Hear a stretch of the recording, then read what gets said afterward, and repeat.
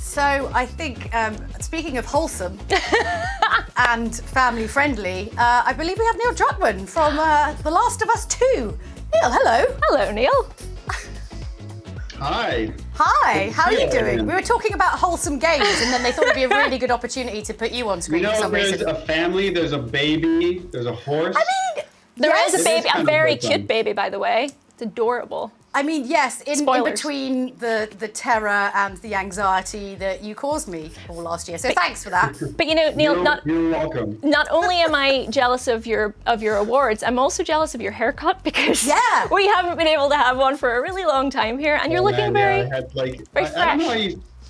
why I didn't do this sooner. It's so much upkeep to have long hair. It looks good. I'm loving it. Streamline. Oh, thank you. So, you know, I remember chatting with you, Neil. I've completed the game around launch, and I remember I had an interview with you, and it was so fresh in my memory, the ending of The Last of Us Part 2 at that point, that I couldn't quite, I feel like I knew at that point that I might be talking to you again around this time of year. How do you feel? Like, it's been quite a journey for Naughty Dog. It's been the most insane journey, at least in my career. So many things we couldn't have predicted as far as just how hard it would be to make a game like this. The leaks that would happen right before we finish it, then to finish it during a pandemic.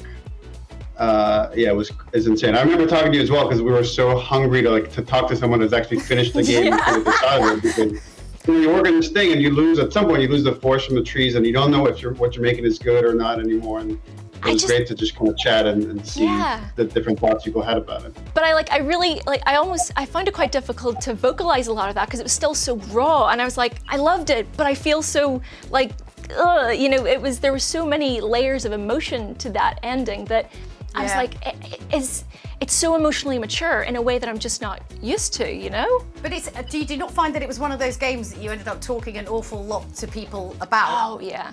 Because I mean, would it be fair to say, Neil? I mean, I've said this a bit before, but I really feel like The Last of Us 2 is kind of like gaming's requiem for a dream. You know what I mean? I do like Aronofsky stuff, and I like how provocative it is. It's always weird to compare our game to some film or novel equivalent. But we were going for something different, something that had a different tone even from the first game, and yet it needed to fit within what we set up with the first game. And that's again one of those things where you don't quite know how people will react to it, but it felt like a story that was important for us to tell, with the kind of tribalism that's going on in the world, a story that's dealing with grief, and how can you ever get past someone that has done you so wrong? Is there a way to do that? And it felt like an interesting conversation for us to explore. As one of my friends once told me, it's the most expensive therapy you could ever go through. It's making this game. Were there any games that you were, I mean, I don't know if you even had, time or whatever, but were there any games that you were playing to kind of, because you've got quite a serious, intense game. What did you play for kind of light relief during lockdown? Oh, I can tell you. I played a ton of Fall Guys. So after a long day of work, Delightful. I'd come home and just put on Fall Guys, and it's the only game I've ever platinum, by the way, because I was just playing so much of it. And these days, it's turned into Fortnite. So I play a lot with my Fortnite with my kids, and I get this little murder squad just running around the map and killing people, and that's how we relaxed after a long day. Well, I think it might be time for another poll. What do you think, Julia? I think it is, but I don't think we can ask Neil to answer this one because it seems a little bit unfair if we ask him. Yeah, I know. I don't think you'll be able to answer this, Neil, because it's asking to pick a favorite character from The Last of Us Part 2. Can you, or is that not allowed? I can't. That's like asking which one. Which is your favorite child, right?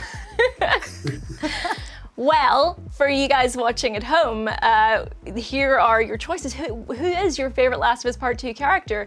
You've got A, Abby. You've got B, Dina. You've got C, Ellie. You've got D, Joel. E, Lev. Or F. God, there's so many choices here. There are a Tommy. Who's your favorite, Jules? You can answer this, right? I'm into my fitness stuff, so I've been literally fully obsessed with it's Colin Foch who was the basically body for Abby. I follow her on Instagram. I'm fully obsessed. Fully obsessed. Like, Dealt didn't goals. you make like on Instagram? You have like your Abby workout. I Yes. did, yeah. It was one of the. So I do a thing called Game to Trade, and like one of the first things I ever wanted to do was have Abby arms because let's be honest, her arms are amazing. Why wouldn't you want to have giant arms? Absolutely. Yeah. Dealt goals. They're just like, absolutely amazing. Yeah, yeah. I don't know if I could choose a favorite here. I think it has to be Ellie. I think it's still Ellie, you know? Like, despite everything, I think it's very rare to go on such a journey with a character over the years and over all Yeah, of and the then let it last go. two centuries. Yeah, it's just, and thank you so much for like bringing such an emotionally complex character Yeah. to us all. Yeah. Yeah, no, and a big congrats to Laura who just won for her performance with Abby. But you know, so much of acting is reacting and having the person next to you, and that's why a big shout out to Ashley Johnson as well and the whole cast. But those two specifically and how they really put it all out on the mocap stage and left nothing on the table for those performances. Ellie's Machete says, "Thank you, Neil, for the amazing experience. Now pay for my therapy, please." Yeah, can I get in on that actually? Thank Yeah. you, Mel. I think we all need therapy after last year. I don't think that's anything game specific, but yeah.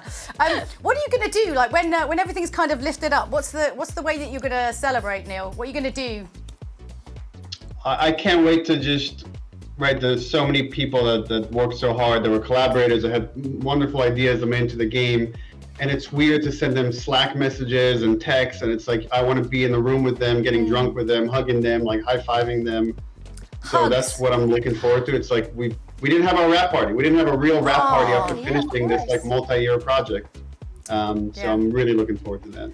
Remember hugs? I remember hugs. That's the thing you do with like your arms around Squeeze. someone. I You don't squeeze remember. someone.